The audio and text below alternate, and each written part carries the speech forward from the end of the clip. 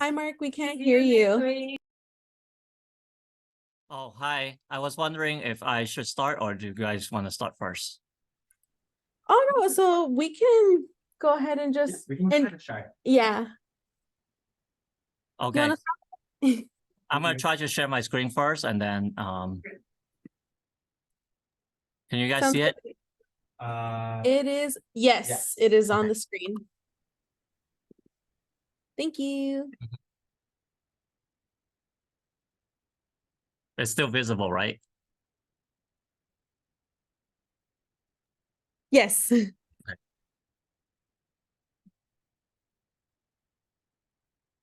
All right. So we have everyone here is Mesa students, right?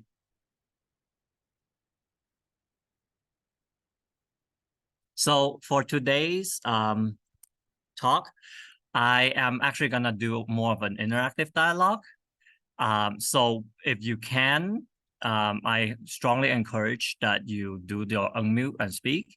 But if it's not convenient, then feel free to type in the chat because I really want this to be a dialogue and not so much something that is, like I talk the whole time. I don't really have enough stamina for a whole hour after like the 8 hours I just did today at my classroom. So my talk is essentially the A version of STEM, which is so putting the A into STEM for the STEAM part, for the whole STEAM. So the A, as you know, may stand for the art, right? So we do STEM most of the time, whatever your field career goals are, if it's one of the science, technology, engineering, and math, more often than not, we just do them, we crunch our reports, right? And we speak to an audience to communicate our findings. But most of the time, we don't really think about, hey, should we use art? Is there a more artistic way of conveying our results? So this is my attempt at kind of reminding us, but also at the same time, exploring with you in case this is your first time, trying to incorporate or thinking about arts in science and technology, incorporating the A inside it. So the primary conversation is about how do you use visual arts to communicate STEM. So first, I wanted you to take a look at this painting, for lack of a better word, right? It's art, but we call it painting, but is it entirely made out of paint? That's another story. But this painting, the name of it, I won't reveal to you yet.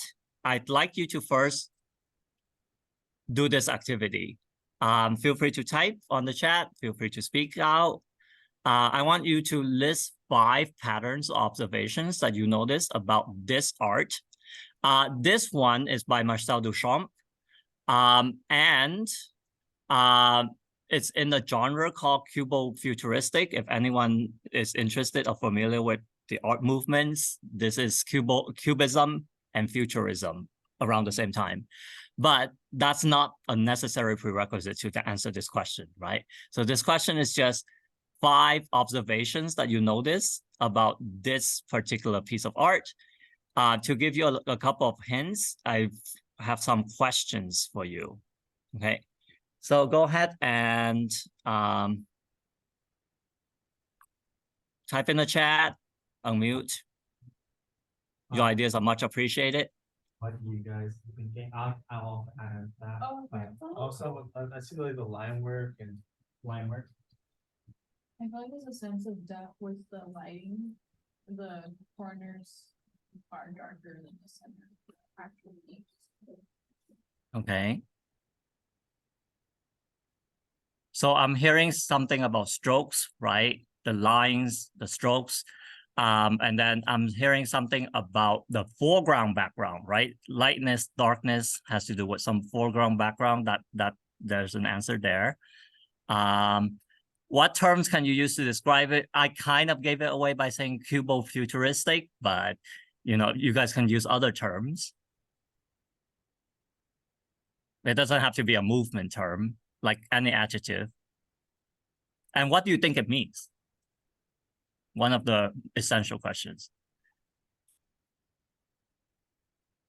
Okay, let's read the chat too. There's some kind of a human figure that you decipher from that. Depth, yes, foreground, background, darkers in the corners. Okay. Human figure. Let's see. It was Angel. Can you speak or write a little bit more to that? And is there any clue for you to say that it's a human figure?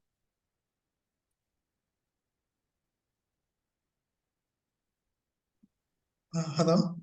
Yes, I can hear you just fine. Very well, actually.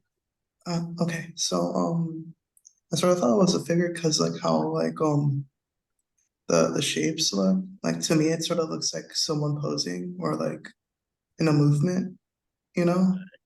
Okay. What do you see the figure doing something, or is it just a shape for you?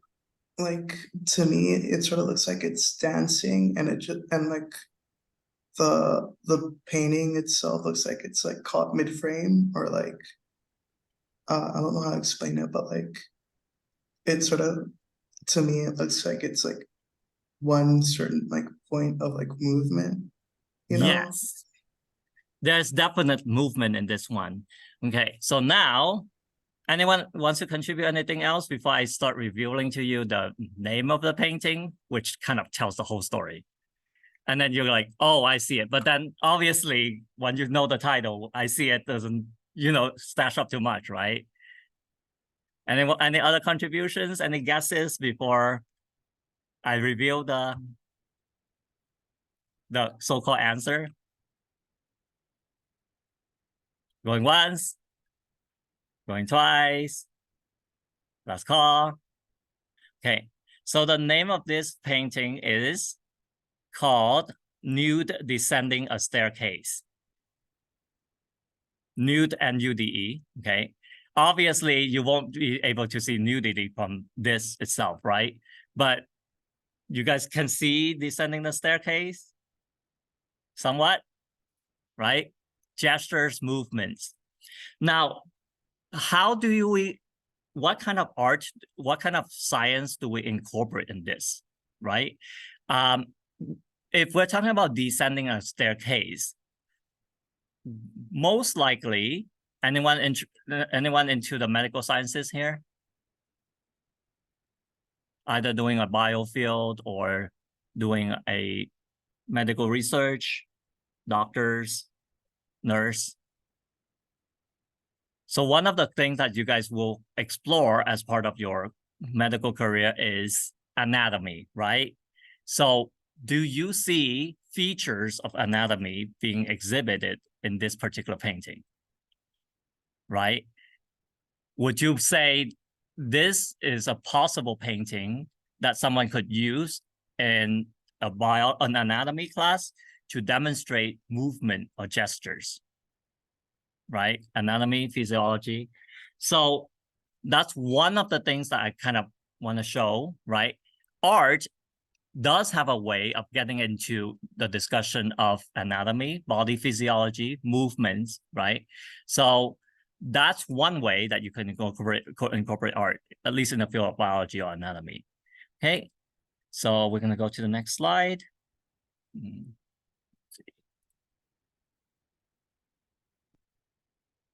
I'm gonna go ahead and change the display. So,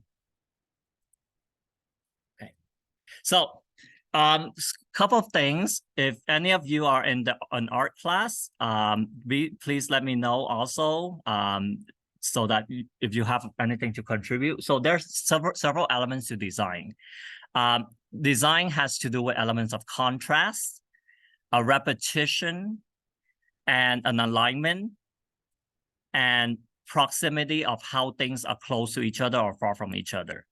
From this painting, what we saw is, right, alignment. how do the strokes fit together? How do the lines come together? Contrast is background, foreground. Can you see that from there? And some of you mentioned that you did, right?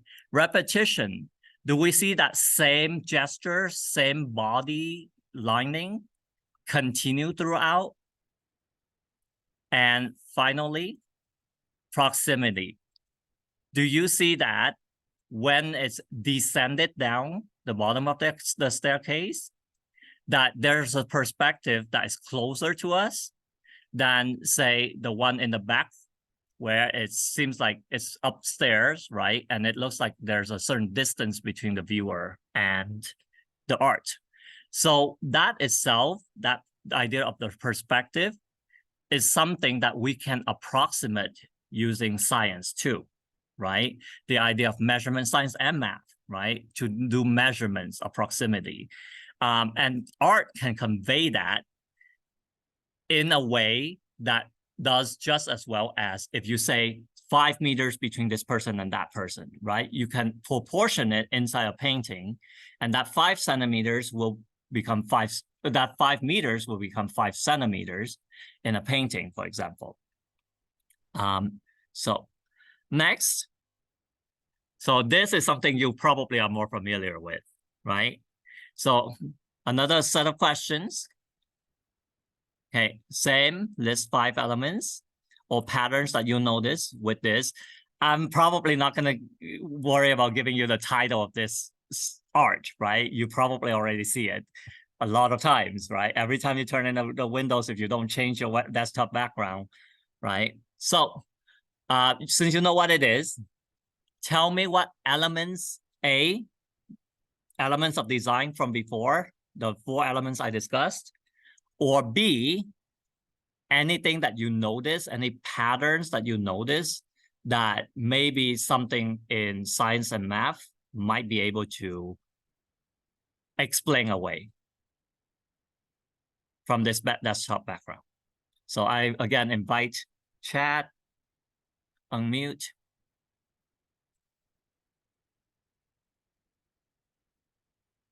Okay, good.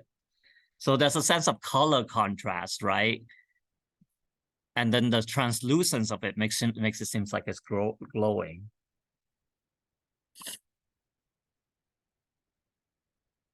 Any other things that you seem to notice now, as opposed to every day turning on that boring screen on the desktop and flash it for 1 second, and then we go to our Chrome, our Google Chrome, and start doing our searches and working on our canvas? Okay, so the weaving movement of it, right?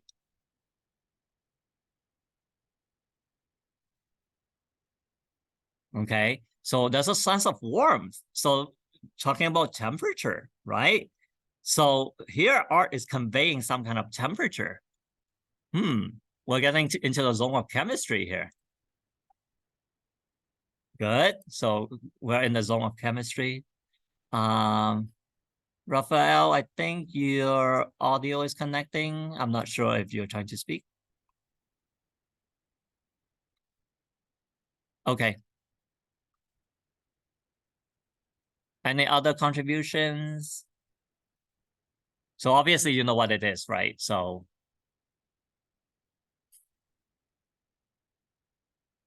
how about the answer to these questions, just to guide you a little bit? For those of you who are a little more hesitant because you don't know what to notice about it, here are some guiding questions.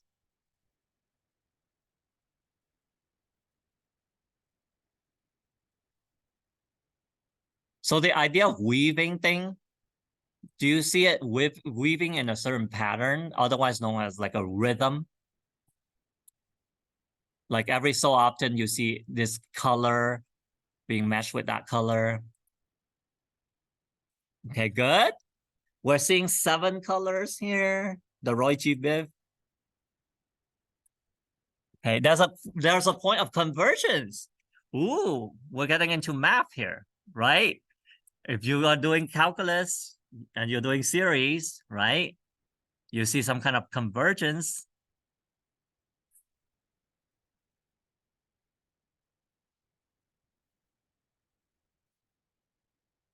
Now, if you are doing math, particularly if you're in calculus and linear algebra, differential equations, do you think if I wanted to write an equation to describe this pattern, where they're converging, is there a formula I can do?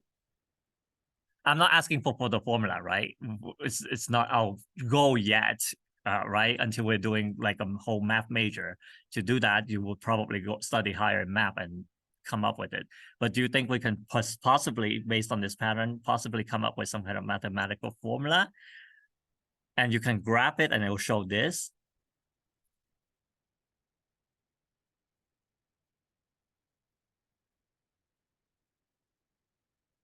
Anyone in calculus here by any chance? Or linear algebra?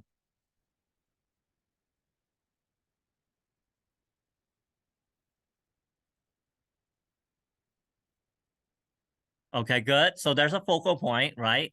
Some of them looks kind of like parabola-ish, right?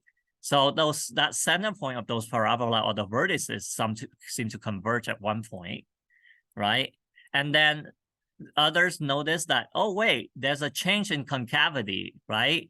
So when you go from the vertex into the middle of the middle of each line, you see a point of inflection. So as you may see, the second derivative, right, tells you the change in concavity. So you can use a mathematical formula to find out, right? Use the second derivative to find out the inflection points, right? So you could come up with an equation. Okay, now, earlier I mentioned the four principles in design elements, right? Can you look at these four? And then if you want to note down, you can. If not, get a picture memory. Feel free to get a screenshot. By the way, I sent out the link, so Mesa will send it to you guys if you guys request it, or if you guys want, they'll send it to you. Okay. So here are the four elements of design. Okay. Now we're gonna go into the four elements of engineering design. Okay. And then you can tell me, maybe is there something that is similar or shared across the principles of art design versus the principles of engineering design, perhaps? Okay. So these are not elements per se, they're steps, okay?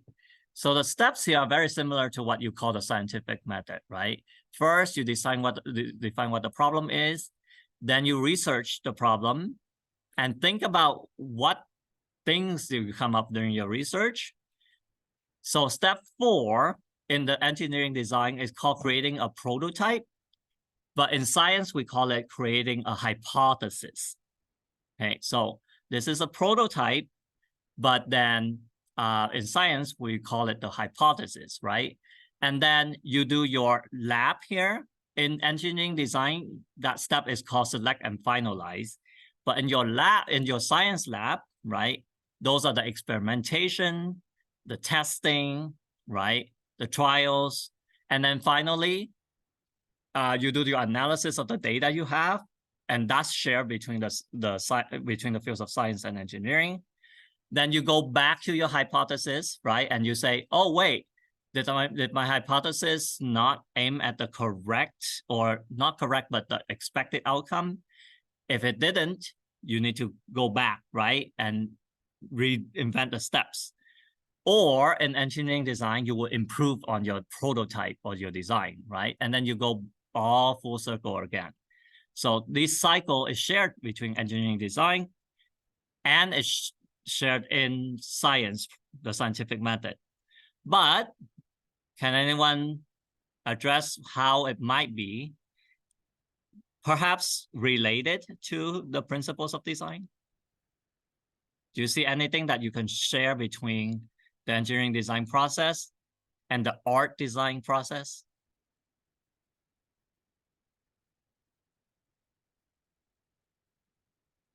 Yes. The development of Okay, a prototype. In art, you do have a prototype, right? Good. So in your art, you do usually have a draft or a prototype. Anyone else see any similarity or any possible relationship between the two? In science, we all see it, but the idea of brainstorming, good. Okay, so brainstorming, that's aligned with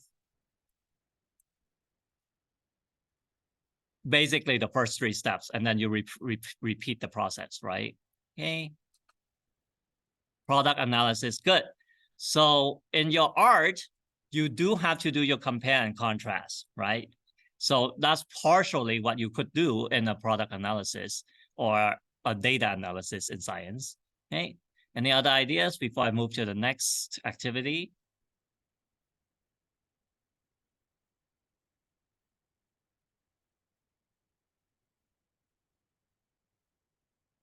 Okay, let me go ahead and move to the next activity. Okay, so now we move entirely away from the animated design, right? To away from art, right? Paint strokes art into photography.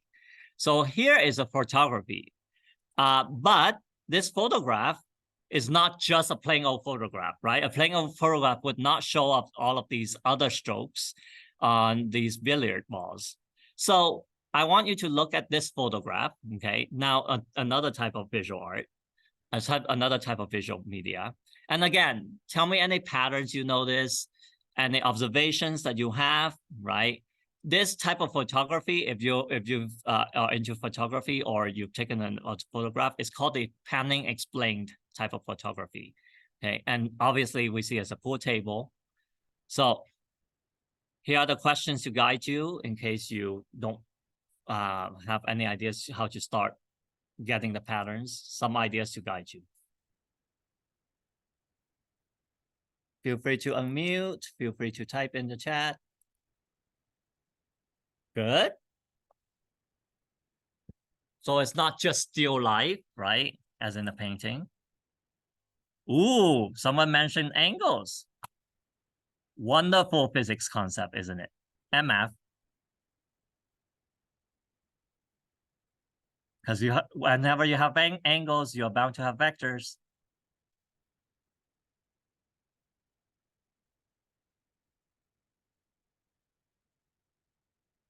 Any other possible ideas that you can see?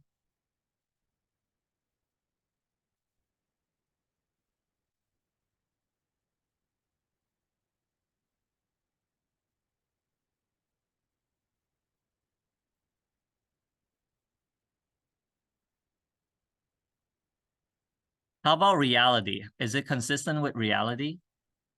Oh, impact as in the momentum of the collision? Yes. Definitely a physics concept to be seen here. And of course, cue balls or pools are basically the classic examples for conservation of momentum, right? If you took physics, they probably talked about this, particularly in the context of conservation.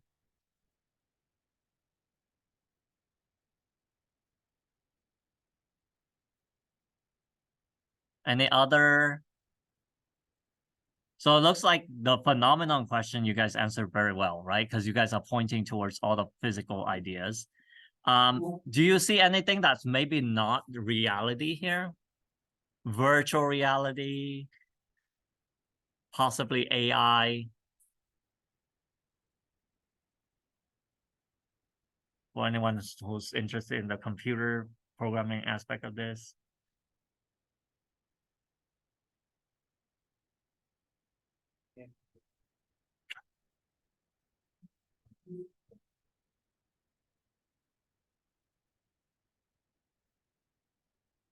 Let me know if you can't hear my question very well, okay? Because definitely I want you to be able to answer if you can hear me.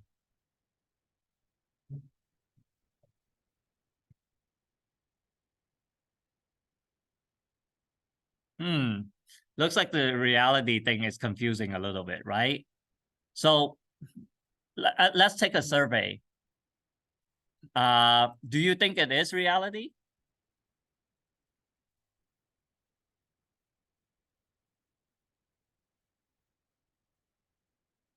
As in, is this photograph real?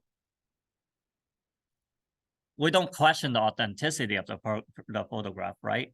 But what's the reality of this? Is it based on reality? How much of it is based on reality? 90%, 80%, 50%?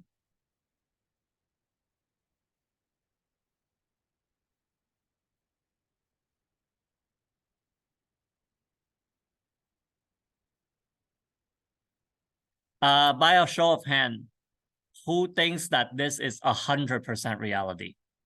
You can raise your hand. 100% reality. I'm gonna check the hand raise. If you guys know how to do the hand raise feature, feel free to use it. Okay. 100% reality. Okay, we have 2 votes, one in my classroom and one on. Who thinks this is more than 50% but less than 100% reality?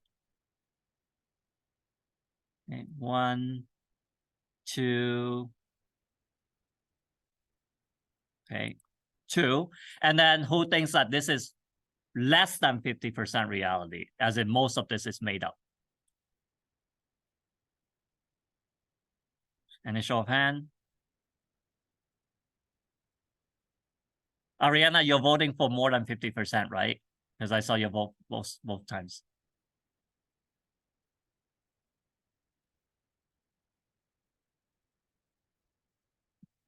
Okay, so we have no vote for less than 50%, and then 2 votes for more than 50, but less than 100, and 2 votes for 100. Okay, so it's really, art is in the eye of beholder. But what I do want to communicate is this panning explained photograph method. It basically is taking several frames, right? And then do some blurring of the movement and laying one frame on top of another. So you could possibly argue that it's 100% all reality, right? But then at the same time, you could also argue, wait, you're doing some photoshopping, right? It's not that you're entirely void of photoshopping. Yes, you are using 100% real photograph of all these movements, but I think one of the comments made earlier about the white lines, right? You can't see the white ball make the impact. Yeah, you cannot see it, but it's because of the inlay, the overlay, right? So they blurred it and they overlaid it so that it becomes one photograph with multiple layers. So yes, it is reality. To what extent? You can argue 100% because it is made out of all real photographs, right? But at the same time, because you're blurring it so much with Photoshop and you're inlaying the layers, you can't necessarily arguing that, the method preserves the 100% reality in the scenario. Okay, so either answer is correct, but what I wanted you to get from it is the method, right? The method to how science or technology can manipulate art, and art itself reflects that manipulation, right? So let's go to the next one. Oh, this one is possibly very familiar with any of you who are going into science or going into teaching science like myself, okay? So I want you to list, again, 5 things. What do you think is seen here, okay? This process, how do you think it happens, right? And then what made you think this is the process happening that way? And do you really need these words that I put on here for you to understand the process? Okay, so answer any of these questions in any sequence you'd like. I'm opening the questions to all. Please feel free to unmute. I'm sure this is very familiar to all of you, right? Whether high school, college. Sounds good. We got 2 already.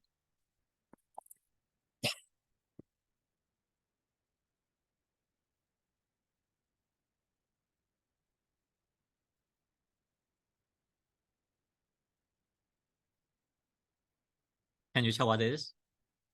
Okay. All right. And how do you think this process happened, the water cycle? That it starts with evaporation. from Okay.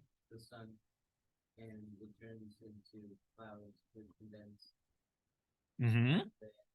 condensation and then So when it's up in the clouds, if it gets too heavy, what happens? it starts to rain. It starts to rain, you got precipitation, and then So water, it's fresh water. mm-hmm. Back, some back to you. Okay. So my student who took chemistry is or biology is familiar with this process. And he's going through the sequence, okay? And then some are fresh water, some are groundwater, and the groundwater again go back to evaporate, or the fresh water too, right? Evaporates, and it starts the cycle again. Okay, so the diagram kind of tells you the cyclical, actually, obviously tells you the cyclical nature of this, right? It tells you what's happening in this step. But do you really need these words? That's my next question. So if you're trying to communicate to an audience, and if you just had the art without the words, would they make sense?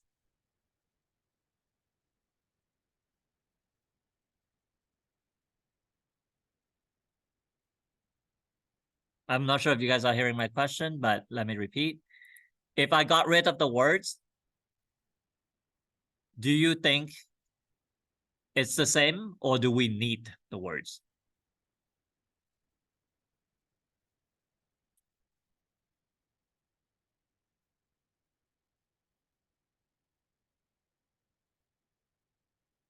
So we're not questioning about the art, okay? We're gonna keep the art no matter what. But if you kept the art without the words. So Izzy says, yes, you need the words, right?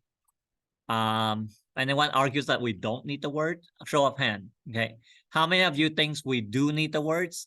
Please raise your hand, which means if you don't raise your hand, I'm gonna say that you say there's no need for these words. Okay. What word? The words on here, the word evaporation, condensation, and precipitation.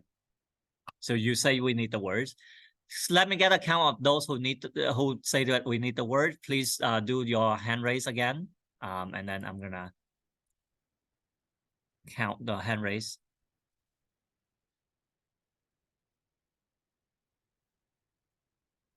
Oh, no one here is raising their hand. So do you all think that we don't need the words?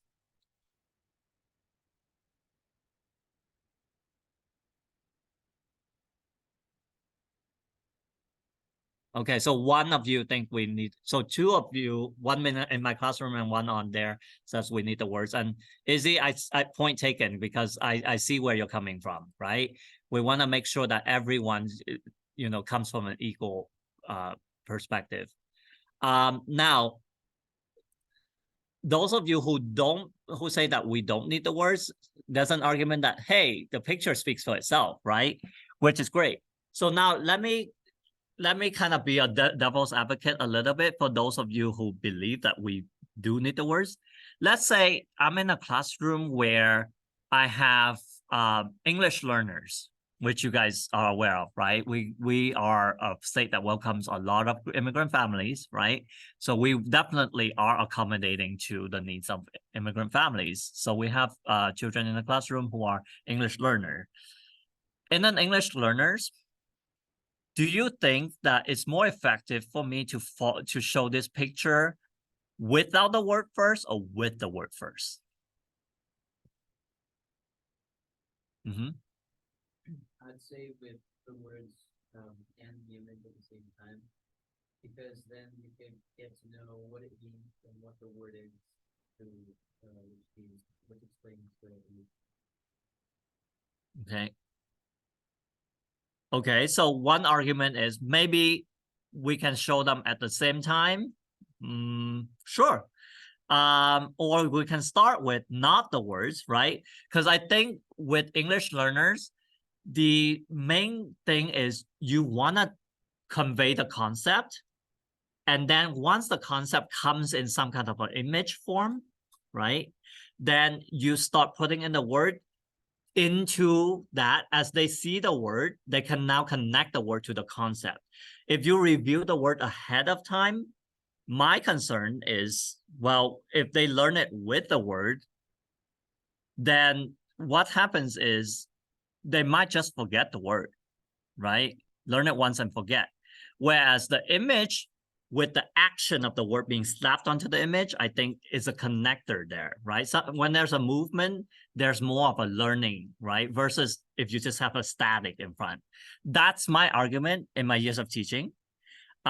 The words could be intimidating to them, right? If you look at, if you're an English learner and you look at, wait, I have to learn all these words.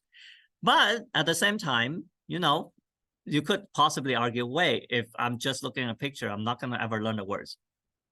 So either way, but my argument is just in my years of teaching, I like to kind of show the students without the words, and then I add the word onto it. Because the movement of the word onto the screen creates a type of, triggers a type of kinesthetic memory. I don't know if that works for you, but that's what I see a lot of time, right? And also, you don't want to intimidate the students with the words at first. Okay, so that's one way to convey, again, a science with art, right? Without the word, it could be effective as well. And then, okay, last and least, well, not the last one, but I'm going to show you guys this, okay? Let's take a guess. What is this picture showing? If you take physics, you're at a little advantage, but what is this picture showing?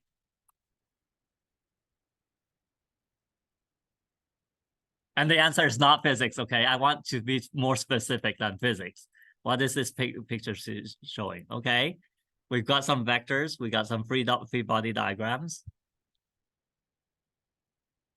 Right? This is part of communicating science with art. The words gave away, right? The words on the top gave away a lot. But without those words, would you have been able to tell?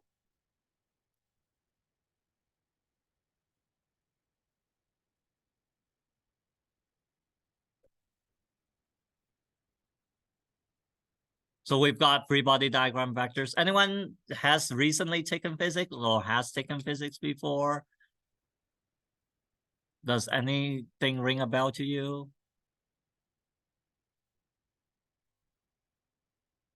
Okay, good. And earlier I said something about pool, right? Pool, and here we have a pool ball, a block, and some golf ball, right? And they're being hit against something, so there's some kind of collision. What concept in science or in physics do you think it demonstrates? You hit, and then it splits its way in the first case, right? And then in the second case, the golf ball hits, they go their opposite ways, right? And then the third one, you hit and then something rotates, right? And it deflects the object.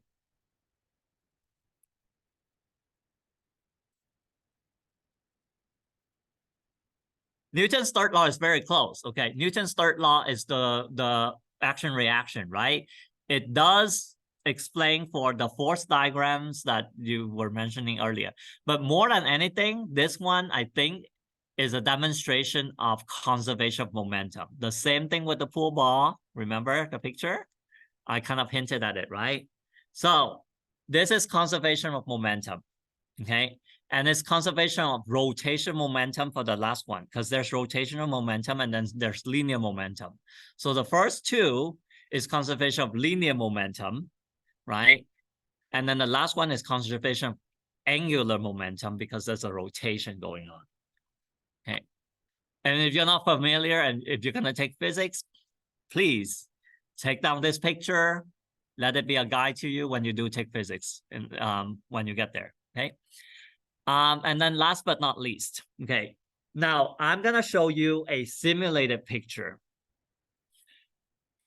Can you guess, based on this diagram and all of the symbols it includes, what the actual machine or device would be that this picture is trying to summarize. So I'll give you more time on this one. Feel free to do a research at your own leisure, okay? You can try to snap this picture and do a Google image of this if you want to cheat a little bit. But what does this picture show? What device, what machine, what engine does it show? Right. Some kind of magnet. We got that part of it. Specifically, what kind of magnet, or perhaps what machine runs on a magnet?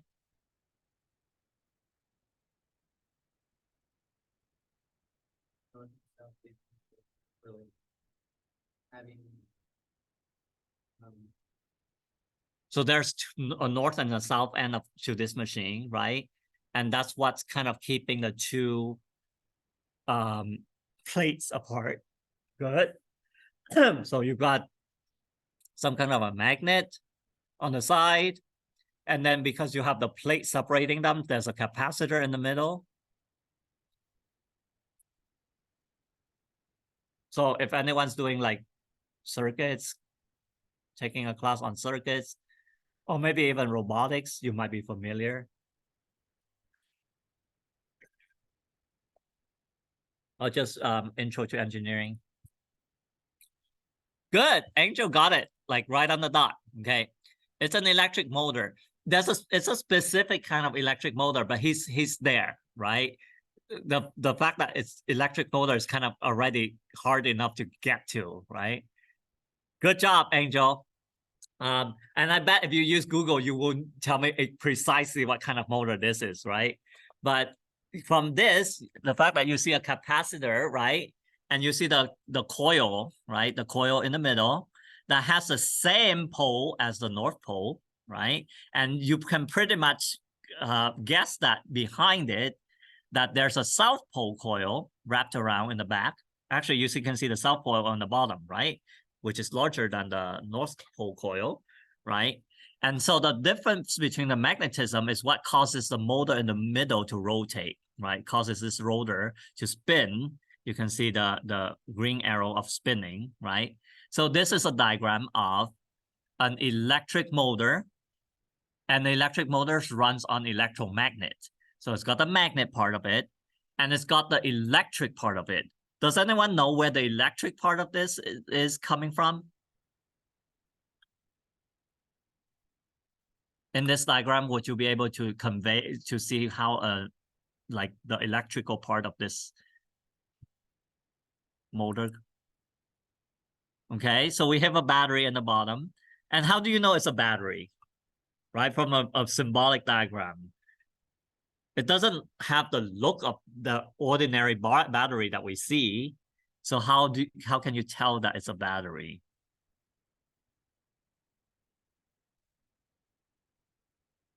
Good. So the plus and the minus sign, right? The charges is what tells you that it's a battery. The plus and the minus also tells you one other thing, which is that this is a circuit. A classic thing in physics, right? If you learn physics, circuit is a big part of the second semester of physics, right? So you see the circuit runs from the positive end of the battery, right? And then it goes through this magnet that transfers the charge down into this coil, right?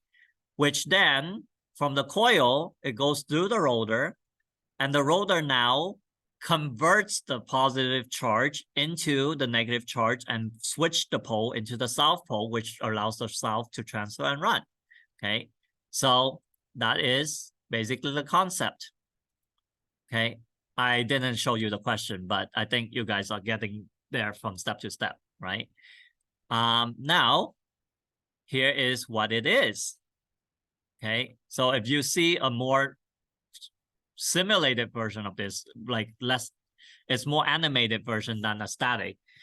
It's probably better to tell you, it's better for you to guess from here that this is a simple DC motor, right? So that rotor earlier now has become a fan, right? So can we possibly see the relationship between this diagram and this actual device? that they're trying to do with like an animated picture, but do you see the relationship?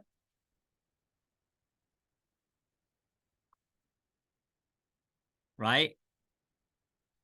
It's not showing the same orientation, but it's very similar. So basically, we've learned how, or we've kind of looked at how we can use art in these very, very simple elements, right? In order to convey a more sophisticated, I don't want to say complicated, but more sophisticated engine, right? Where you could snap magnets together, put on some Tesla coil in the middle, right? Put a roller fan on the front, and you create a simple DC motor. So Angel was definitely right. He was going to the right direction. Simple, it was an electric motor. The more specific direction is a simple DC motor. Okay, so and there's also these explanations here with more engineering or technical vocabulary, right? Insulated wire, right? That revolves around a capacitor, which concentrates the magnetic field.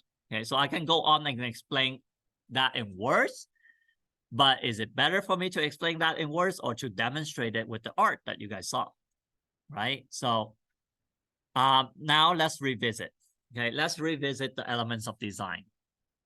In that last element, can you tell me how this diagram or this simulation as an art media, okay, incorporate these elements? Feel free to chat, feel free to speak out.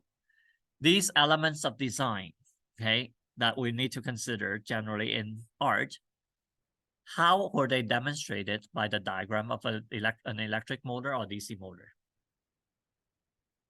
DC means direct current, by the way, in case anyone hasn't done physics and need to get familiarized. DC means direct current motor. Okay. So more specifically, so Izzy said show the different parts and property, but more specifically, if you look at the color scheme, right? How are the color contrasting showing, and what are the color contrasting showing? How do they achieve that?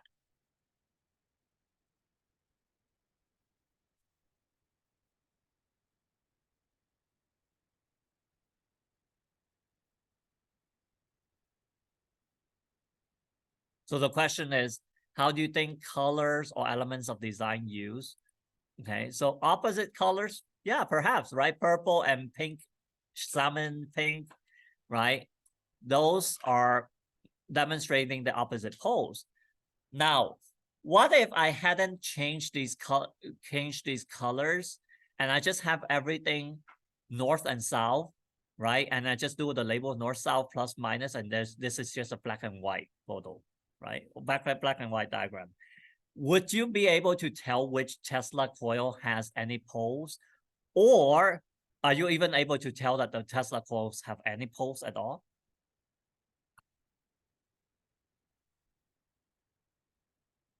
If I weren't color coding the Tesla coils, would you be able to recognize which Tesla coil has which pole? Or if they even have a pole? Tesla coil is the wire that's circular in the middle. So that's my question.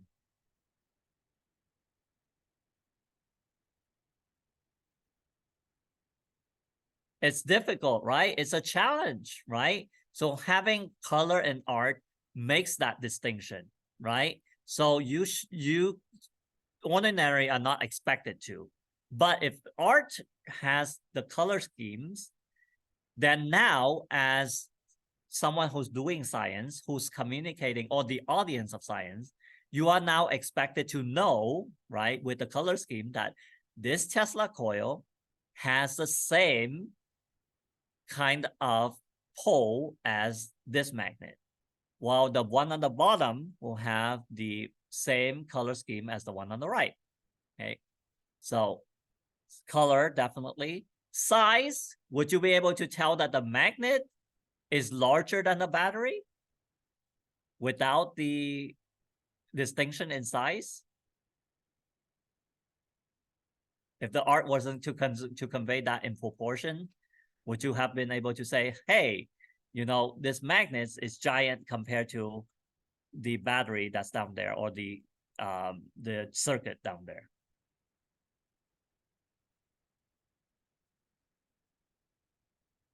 So size and proportions, right? Something that we should keep in mind too, of how art is helpful in explaining the mechanisms or the devices. And then earlier with one of the other designs, you guys talked about lines and shapes, right? So I'm not gonna overly emphasize that. And then the lightness and darkness contrast, right?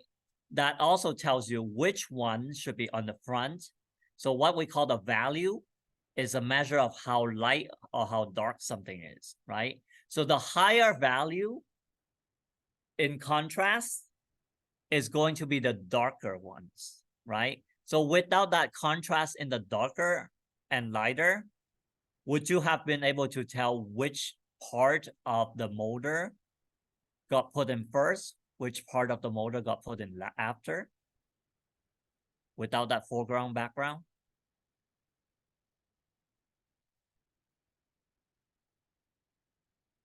Anyone else can still feel free to step in. I've been hearing from Angel and Izzy a lot. Ariana, thank you for stepping in too. Brian, anyone else who would like to step in, please do so. Would we be able to tell which parts go in first before the other parts? Or do we assemble whatever if we didn't have the foreground or background perspective on this, which is the value, right? The depth value.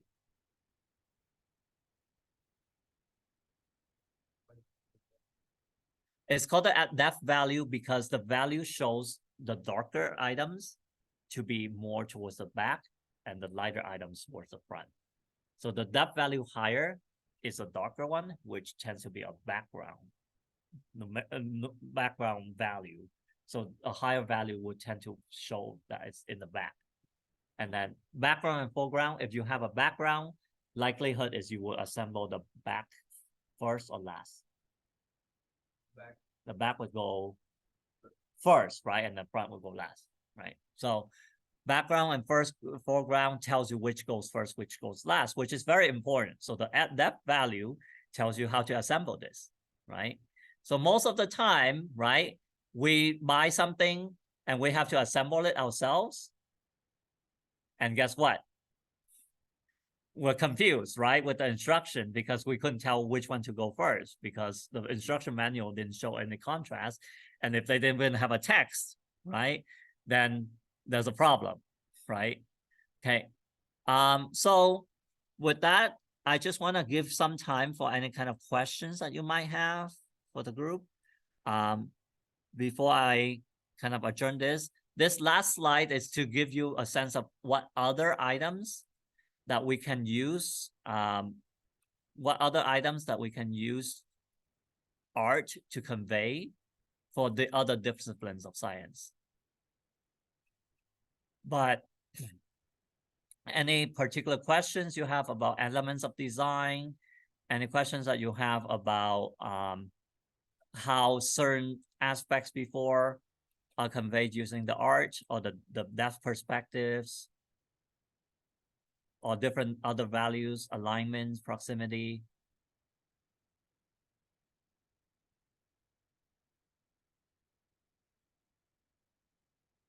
So here are some other ways, right, that art can be used to communicate science. These are examples that are more complex to apply, which is more why I didn't choose them to have our discussion, because we would spend like the whole hour on like one of them, right? But questions, comments? Thank you very much. Should you have any questions, concerns, clarify something, you know, I have my PCC email, just ask Mesa and they'll be happy to kind of forward you my contact information and you can get more information. I do come to PCC. I am there 3 days a week. I'm at the CAS Center. That's the Calculus Achievement for Success Center. That's on 5th floor of the R building. So if you're taking calculus and you would like, you know, to come to run it by me, some project that you're doing, or even physics, because I'm a physics teacher, feel free to come by room 521. But otherwise, thank you for joining the presentation. It's lovely to have your participation of the group that is there. And until next time. Thank you, Mark. Okay, I got waitlisted into my class. Oh, nice.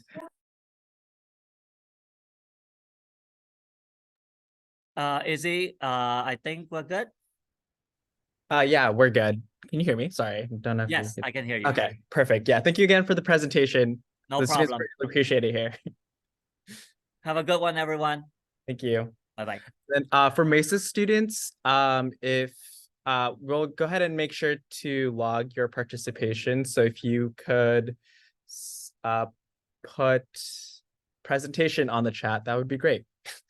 And then afterwards, you can go ahead and exit. That's it. Cool. Thank you.